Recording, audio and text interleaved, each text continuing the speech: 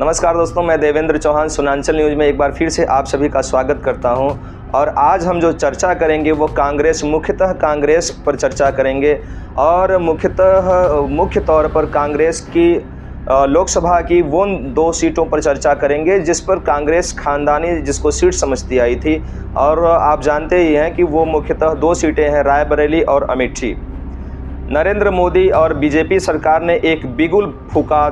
अब की बार 400 पार। उसके खिलाफ राहुल गांधी हो चाहे कांग्रेस पार्टी हो, तमाम तरह की ये आरोप लगाती चली आई हैं कि अगर इस बार नरेंद्र मोदी की सरकार पूर्ण बहुमत में आती है तो अब की बार जो है 400 पार अगर जाता है तो संविधान को नरेंद्र मोदी सरकार के द्वारा ख़त्म कर दिया जाएगा।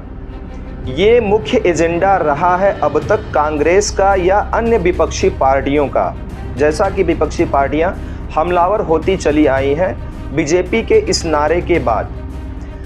लेकिन सबसे मूल बात है कि इस नारे के बावजूद भी एक बात सोचने लायक है कि जिस तरह से भाजपा की सरकार अभी पिछली 2 बार रही है, 2014 से रही,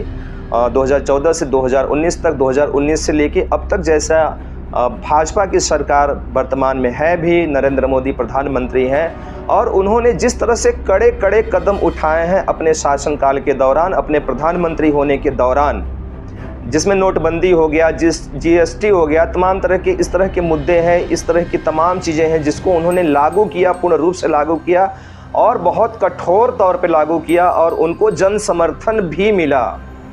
देश का जन समर्थन भी मिला, ब्लाइंड सपोर्ट मिला जनता का।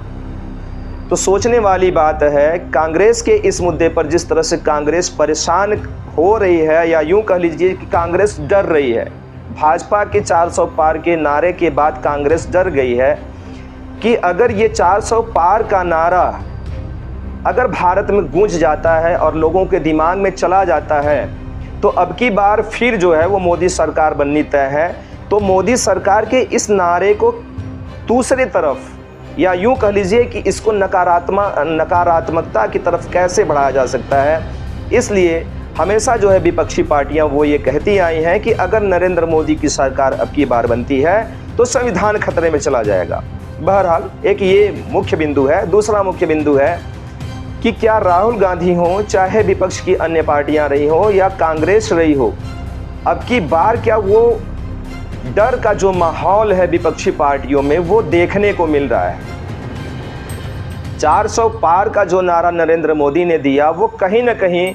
अपने लोगों को, अपने कार्यकर्ताओं को बूस्ट करने के लिए दिया था, उनको उनके आत्मविश्वास को बल देने के लिए दिया था। ये 400 का नारा ऐसा नहीं है कि 400 के नारे को छू पाना बहुत असंभव कार्य है, लेकिन 400 नारे को इतनी आसानी से छू पाना भी कोई मजाक नहीं होता। लेकिन अगर नरेंद्र मोदी ने कहा था या भाजपा की गवर्नमेंट ने या भाजपा की पार्टी ने ये कहा कि अब की बार 400 पार, तो उसके पीछे मुख्यतः एक कारण था कि अपनी पार्टी के उन कार्यकर्ताओं में आत्मविश्वास पैदा करना, आत्मबल देना जो अभी तक सोए हुए थे। लेकिन ये तीर जाकर के निशाने पे लगा और विपक्षी पार्टियों के ऊपर लगा और उनको इतना घर कर गया कि वो पहले ही डर गए, चुनाव के पहले ही डर गए कि अब की बार तो वाकई में मोदी सरकार जो है वो 400 पार तो जानी तय है। तो इसको किस तरह से, कैसे नकारात्मक भाव की तरफ लेके जाया जाए, किस तरह से मोदी सरकार या मोदी की पार्टी को, बीजेपी पार्टी के इस नारे को एक गलत रूपरेखा दे दिया जाए। तो विपक्षी पार्टियों ने यह कहना शुरू कर दिया कि अब की बार 400 पार अगर जाता है तो नरेंद्र मोदी की सरकार जो है संविधान को ख़त्म कर देगी, जबकि ऐसा नहीं हो सकता क्योंकि पिछली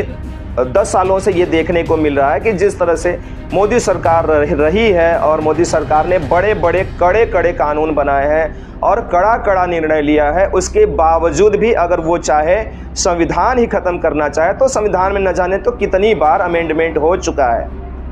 और संविधान को मूलतः जो कांग्रेस हो चाहे राहुल गांधी हो चाहे समाजवादी पार्टी हो, तमाम ये जो पार्टियां हैं, अगर मोदी सरकार आती है तो चाहे वो एससी हो, एसटी हो या पिछड़ा वर्ग हो, इनका कोटा या आरक्षण समाप्त कर देगी। संविधान का मतलब इनके लिए सिर्फ और सिर्फ आरक्षण है, उसके अलावा कुछ नहीं। बहरहाल उसके अलावा अभी चुनाव का दौर चल रहा है और इस दौर में अभी दूसरे फेज़ में चुनाव हुआ है और दूसरे फेज़ के चुनाव में राहुल गांधी वायनाड से चुनाव लड़कर आते हैं। लेकिन इन्हीं की खानदानी जो 2 सीटें हैं रायबरेली और अमेठी, रायबरेली और अमेठी को अभी तक जो है ऐसे ही खाली रखा गया था। वहाँ पर कोई भी प्रत्याशी का नामांकन अभी तक नहीं हुआ था, ना तो नाम ही जो है वो आधिकारिक तौर पर साफ किया गया था। लेकिन आज राहुल गांधी ने रायबरेली से अपना नामांकन कर दिया है, रायबरेली से, जबकि पिछले 2004 से अमेठी से वो 2019 तक सांसद रहे हैं, मतलब 15 साल तक अमेठी से वो सांसद रहे हैं। और रायबरेली जो है वो परंपरागत सीट हमेशा से कांग्रेस की रही है, जबकि नरेंद्र मोदी के शासनकाल के दौरान भी जब नरेंद्र मोदी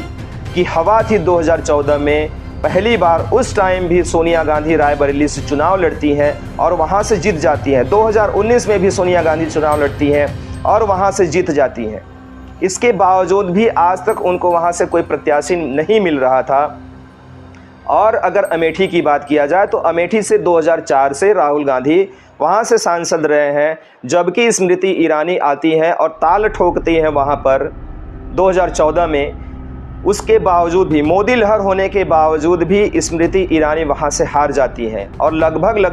1 लाख से ज़्यादा वोटों से वहां पे स्मृति ईरानी को राहुल गांधी के सामने हार का सामना करना पड़ता है। उसके बावजूद भी वो स्मृति ईरानी फिर से दूसरी बार 2019 में चुनाव राहुल गांधी के खिलाफ ही लड़ती हैं और 50,000 से ज़्यादा वोटों से राहुल गांधी को हराती हैं। तो ये समीकरण देखने को मिला था। लेकिन इस बार जबकि 2019 के लोकसभा चुनाव में राहुल गांधी सिर्फ और सिर्फ 50,000 वोटों से स्मृति ईरानी के सामने हारे थे कि राहुल गांधी के अंदर इतना ज़्यादा भय घर कर गया कि सिर्फ एक बार वहां से चुनाव हारते हैं, वो भी सिर्फ 50,000 के अंतर से स्मृति ईरानी से चुनाव हारते हैं। उसके बावजूद भी 2024 के लोकसभा चुनाव में वो वायनाड भाग जाते हैं, जबकि पिछली बार भी वो वायनाड गए थे और चूँकि अमेठी से भी चुनाव लड़े थे, लेकिन उनको कहीं ना कहीं डर था कि वो चुनाव को हार जाएंगे, इसलिए केरल के वायनाड सीट को उन्होंने चुना था और वहाँ से चुनाव वो जीते थे। लेकिन इस बार भी वो चुनाव, जबकि इतना बिगुल ये इन लोगों ने फूंक दिया था कि अब की बार जो है वो मोदी की सरकार हार रही है। मोदी 2 बार चुनाव हो चुके हैं, मोदी सरकार के सामने मोदी सरकार को वोट नहीं मिल रहा है या मोदी को या बीजेपी को वोट नहीं मिल रहा है। तमाम तरह की इस तरह की भ्रांतियां जो है कांग्रेस और विपक्षी पार्टी वाले फैला रहे थे। उसके बावजूद भी राहुल गांधी जो है वो वायनाड इस बार भी भाग जाते हैं और वहाँ 26 अप्रैल को अभी चुनाव हुआ है। उसके बाद अभी जो इनकी परंपरागत सीट बची थी रायबरेली, तो रायबरेली में राहुल गांधी का आज नामांकन होता है। अब ये देखना है कि रायबरेली से इनका क्या हाल होता है। जिस तरह से अब अगर देखा जाए तो प्रियंका गांधी ने भी ताल ठोका था कि मैं बनारस से के संसदीय क्षेत्र से प्रधानमंत्री नरेंद्र मोदी के संसदीय क्षेत्र से उनके खिलाफ चुनाव लड़ना चाहूँगी। लेकिन इन लोगों के अंदर इतना ज़्यादा डर का माहौल है कि ये लोग अमेठी और रायबरेली से, जो इनकी परंपरागत सीटें रही हैं, वहाँ से जब ये लोग चुनाव नहीं लड़ पा रहे हैं, तो बनारस जैसे लोकसभा सीट से जहाँ पे नरेंद्र मोदी का बोलबाला है, वहाँ से ये लोग क्या चुनाव लड़ेंगे। हालांकि रायबरेली से नामांकन आज सोनिया गांधी, कांग्रेस के मल्लिकार्जुन खड़गे और प्रियंका गांधी और इन तमाम नेताओं के बीच में राहुल गांधी ने आज नामांकन कर दिया। अब ये देखना है कि क्या राहुल गांधी रायबरेली की सीट को, खानदानी सीट को सुरक्षित कर पाते हैं, वहां से उस सीट को जीत पाते हैं कि नहीं। क्योंकि जो डर का माहौल है इनके अंदर वो बहुत ज़्यादा भर चुका है, चाहे वो कांग्रेस पार्टी हो, चाहे राहुल गांधी हो, चाहे प्रियंका गांधी हो, चाहे सोनिया गांधी हो, इन सभी के अंदर जो है वो डर का माहौल, डर का जो खौफ है, नरेंद्र मोदी के नाम का डर का जो खौफ है, वो पूरी तरह से इन लोगों के अंदर वो भर चुका है। अब ये देखना है आने वाले समय में कि क्या होता है रायबरेली से। हालांकि जैसा कि अमेठी से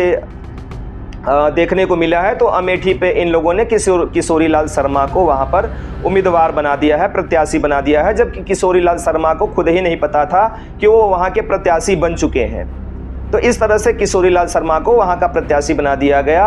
और जिस तरह से किशोरी लाल शर्मा को वहाँ का प्रत्याशी बना दिया गया अमेठी का, तो अमेठी में भाजपा की जीत तो तय है, क्योंकि वहाँ पे स्मृति ईरानी ने पहले से ही ताल ठोक के रखा हुआ है और अब हर रोज़ वो 5 से 6 जो है लोक सभाएं कर रही हैं, आम सभाएं कर रही हैं, जबकि ये लोग अभी सिर्फ और सिर्फ नामांकन में उलझे हुए हैं और आज आखिरी दिन था नामांकन करने का। हालांकि 5वें चरण में रायबरेली में चुनाव होने हैं, 5वें फेज़ में रायबरेली में चुनाव होने हैं। तो अब ये देखना है कि क्या राहुल गांधी अपनी तमाम चीज़ों को, कांग्रेस की तमाम मैनिफेस्टो को रायबरेली के लोगों के सामने रख पाते हैं, वो विश्वास पैदा कर पाते हैं कि नहीं जो कांग्रेस पार्टी अब तक करती आई थी इन सीटों पर। बहरहाल इस मुद्दे पर आपकी जो भी प्रतिक्रिया हो हमें ज़रूर कमेंट के माध्यम से रखने का कष्ट करिएगा। बहुत बहुत धन्यवाद। जय हिंद।